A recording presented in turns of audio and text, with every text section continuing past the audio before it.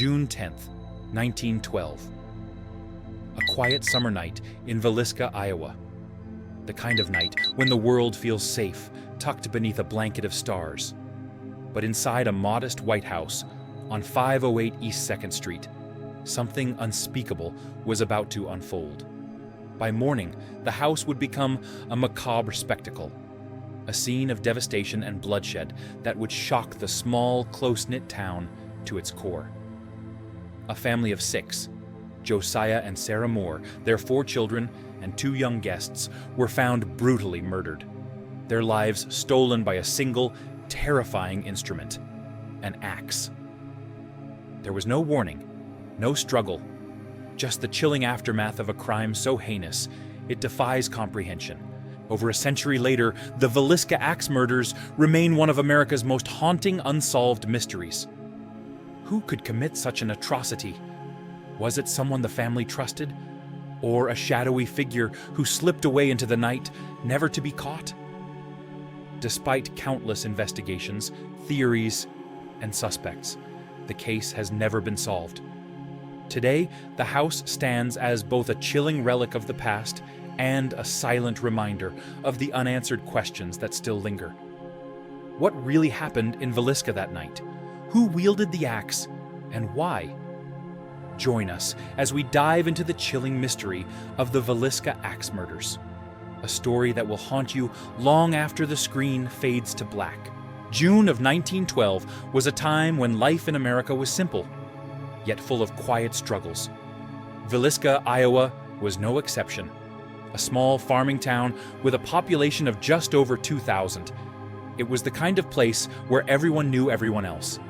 Dirt roads crisscrossed tidy neighborhoods, and the rhythm of life was dictated by the rising and setting of the sun. It was a place of church picnics, close-knit families, and a belief that evil lived far away from their doorstep. The Moore family epitomized this idyllic life. Josiah Moore was a prosperous businessman who ran the local farm equipment store. Known for his sharp mind and generous heart, he was respected and admired throughout the community.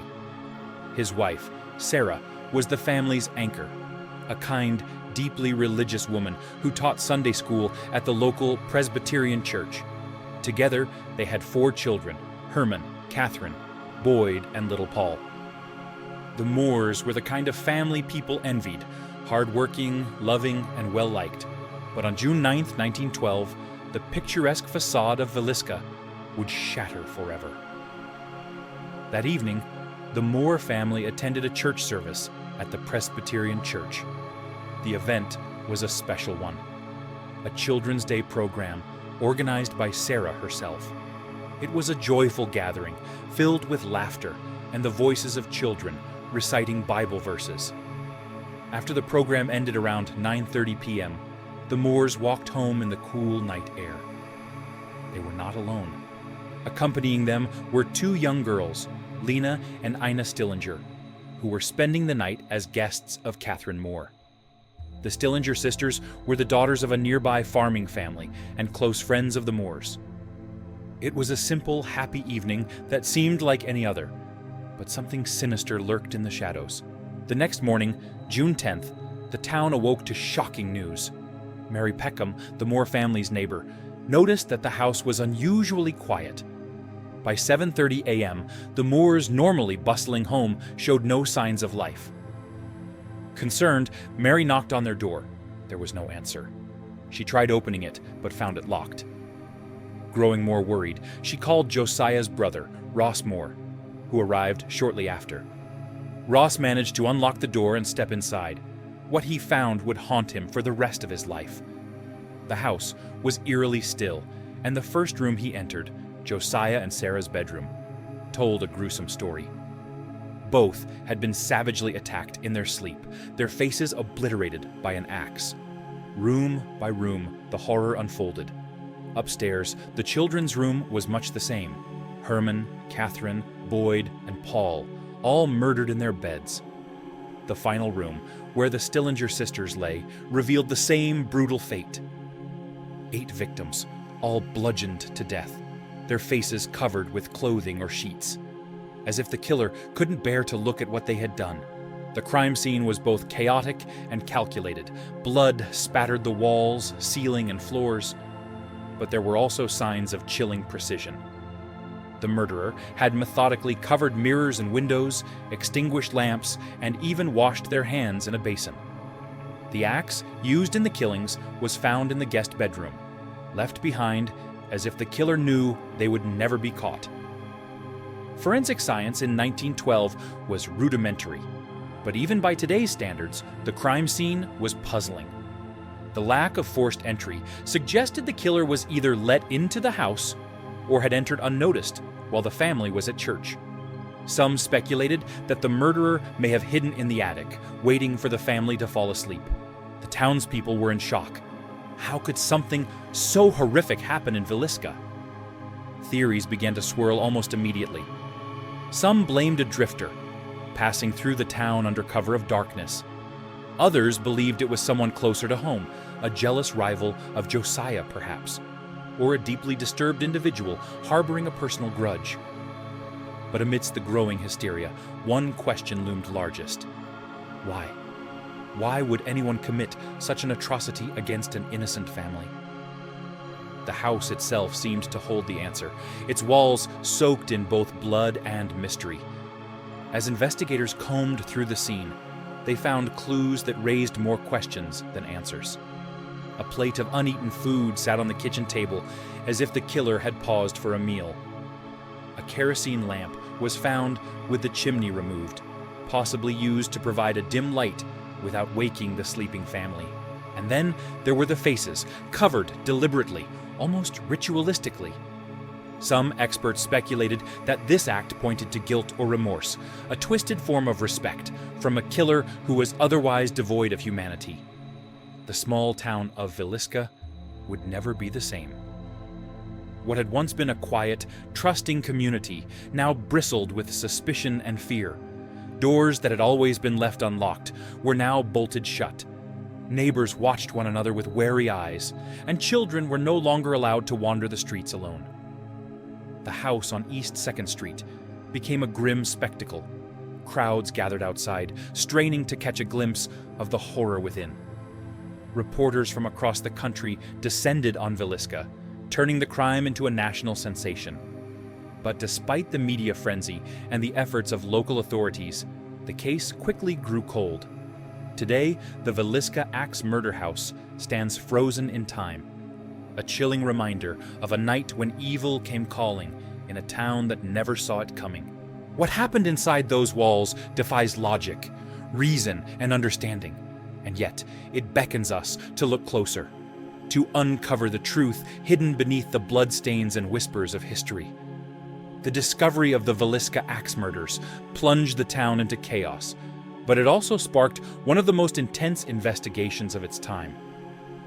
With no centralized police force or advanced forensic tools, the investigation fell to local authorities, aided by county sheriffs and private detectives. Almost immediately, the crime scene was compromised. Curious townsfolk streamed into the house, trampling evidence and disturbing the already perplexing scene. In 1912, the concept of preserving a crime scene was virtually non-existent, and this lack of caution would forever hinder the investigation. At the center of the crime scene was the axe, a common household tool belonging to the Moores. It was found in the guest bedroom, its blade caked with blood and hair. Investigators believed it was used to kill all 8 victims.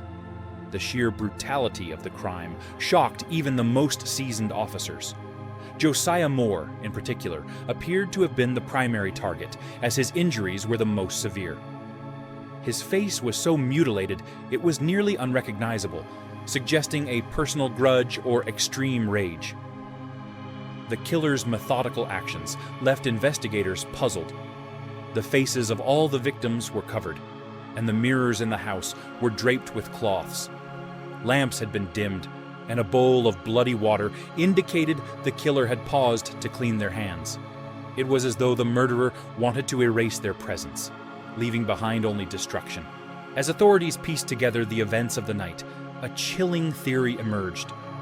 The killer may have been inside the house before the Moores even returned home.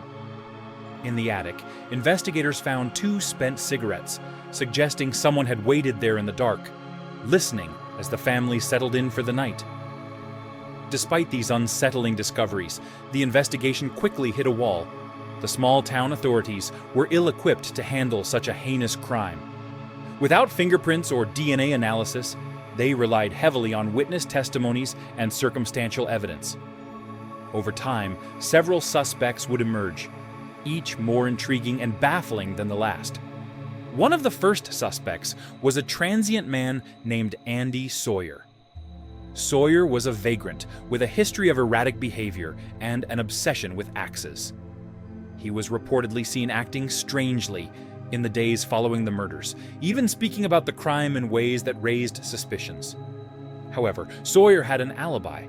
He had been working for a railroad crew miles away on the night of the killings. Though his behavior was troubling, it wasn't enough to charge him. Another suspect, and perhaps the most infamous, was Reverend George Kelly. Kelly was a traveling preacher with a peculiar and unsettling reputation. Known for his odd mannerisms and fixation on young girls, Kelly was in Villisca on the night of the murders, having attended the same Children's Day program as the Moore family. In the days following the crime, Kelly exhibited suspicious behavior. He left town abruptly, sent rambling letters to the police, and reportedly confessed to the murders on multiple occasions. However, his confessions were inconsistent and often bizarre, leading many to question his mental stability. Years later, Kelly was arrested and tried for the murders, but was ultimately acquitted due to a lack of evidence. To this day, he remains one of the case's most controversial figures. Another compelling theory involved Josiah Moore's former employer, Frank Jones. Jones was a prominent businessman in Villisca, and it was rumored he and Josiah had a bitter falling out. Josiah had previously worked for Jones, but left to start his own business, allegedly taking some of Jones's clients with him. The rivalry between the two men became the stuff of local gossip, with whispers that Jones harbored a deep hatred for Josiah. Adding fuel to the fire was the rumor that Josiah was having an affair with Jones's daughter-in-law.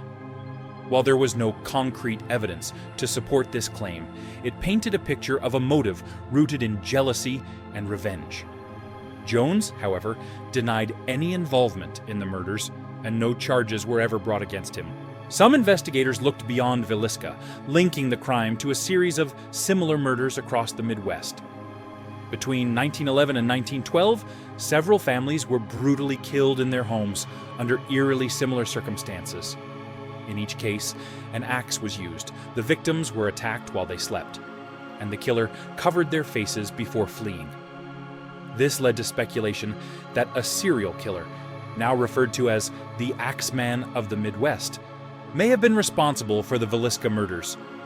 One name often associated with this theory is that of William Mansfield. Mansfield was a suspected serial killer with a history of violent behavior. He was believed to have committed similar crimes in other states, including the brutal murder of his own family. Investigators considered him a strong suspect in the Villisca case, but once again, the evidence was circumstantial at best.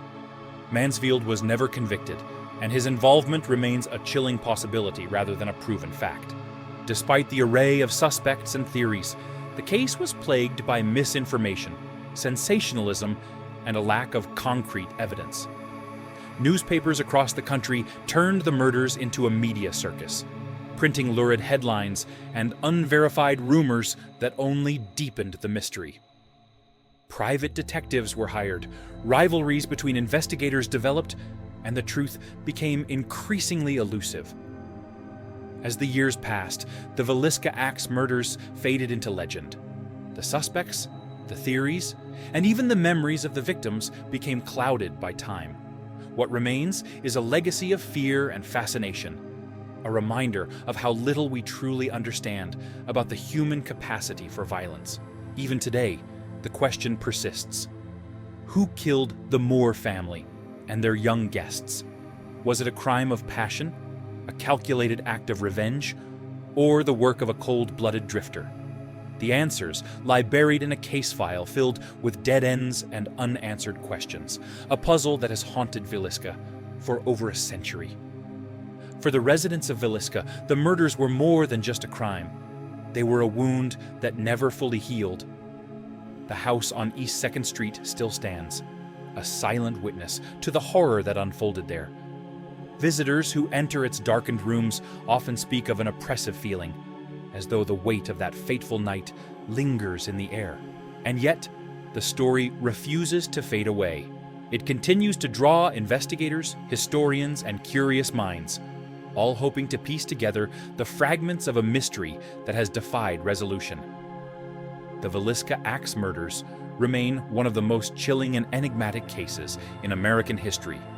It is a tale of violence, fear, and the unanswered question of what truly happened on that quiet summer night in 1912. More than a century has passed since that fateful night in Villisca, yet the echoes of the crime still resonate.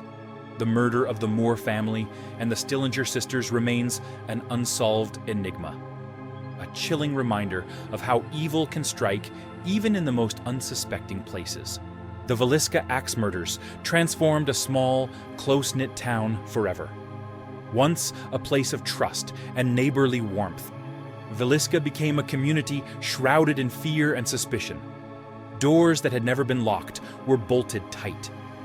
People eyed one another with wary glances, wondering if the killer could be someone they knew. Theories, suspects, and investigations have come and gone, but none have brought closure. The Reverend George Kelly, Frank Jones, William Mansfield. Each name carries a shadow of suspicion, but the truth remains elusive.